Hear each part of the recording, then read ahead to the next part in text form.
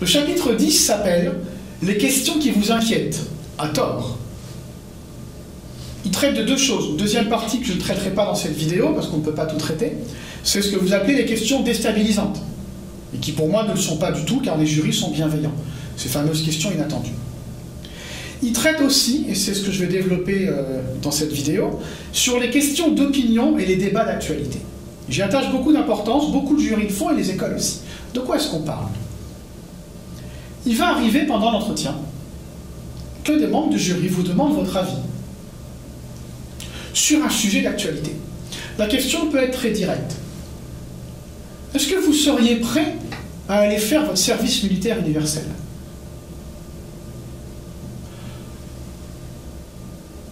Est-ce que vous pensez qu'on doit dépénaliser le cannabis? Des questions de ce type, il y en a beaucoup. Il faut savoir que ce sont des questions d'actualité. Le service militaire universel, on en parle, le président Macron propose de l'instaurer. La dépénalisation du cannabis revient régulièrement sur le tapis, il suffit qu'il y ait un projet de loi, qu'il y ait un article, hop, ça devient un sujet d'actualité. C'est des sujets de débat récents. Le nucléaire, qui est un sujet de bateau, mais dont on parlera probablement encore dans 20 ans. Faut-il démanteler les centrales nucléaires? Des sujets plus récents, et parfois introduits de manière un petit peu provocatrice. Est-ce que vous trouvez normal qu'on impose de vacciner les enfants? À l'inverse, est-ce que vous ne croyez pas qu'on devrait condamner les parents qui refusent de vacciner leurs enfants?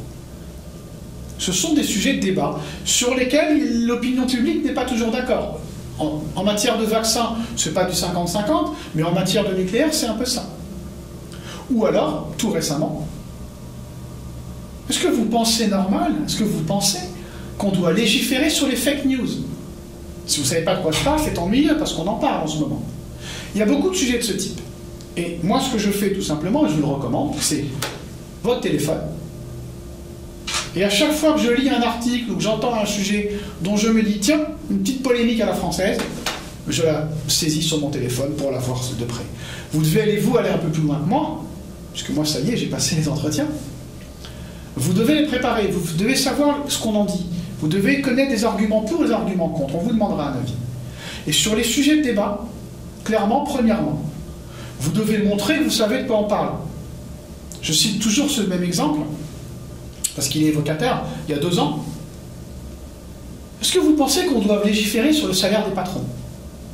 Premier élément de réponse, c'était ah, vous faites certainement référence au conflit qui a opposé Carlos Ghosn au ministre de l'économie Emmanuel Macron. Excusez du peu. Déjà, le candidat montre qu'il a compris de quoi on parle et qu'il est informé. Ensuite, il va donner un avis. Il va falloir écouter le jury, argumenter, et bien évidemment, le jury va évoquer, émettre une opinion diverse, une opinion différente. Vous êtes pour, je suis contre. Vous êtes contre, je suis pour. On va voir comment vous argumentez, comment vous écoutez nos arguments, et mon conseil, peut-être qu'on ne vous donnera pas le même, mais moi j'en suis sûr, gardez la position. Vous n'aurez qu'une occasion, probablement, peut-être 2, rarement, de débattre d'un sujet d'actualité avec le jury. Ça m'ennuierait que vous changiez en cours de route. Et pour pouvoir débattre intelligemment, efficacement, il faut être informé. On reparlera de l'actualité, j'en parle beaucoup dans le livre, mais conseil évident, le plus tôt possible, et évidemment, dès la fin des écrits, prenez quelques jours, ok, quelques jours de détente et vous en aurez besoin, mais quelques jours après les écrits, vous lisez le journal tous les jours. Parce que les jurys font la même chose. Si vous lisez la même chose, le même journal que le jury, si vous lisez les mêmes infos, vous êtes sûr de répondre à leurs questions d'actualité. Vous serez en confiance, et la confiance, c'est le meilleur moyen de majorer vos entretiens.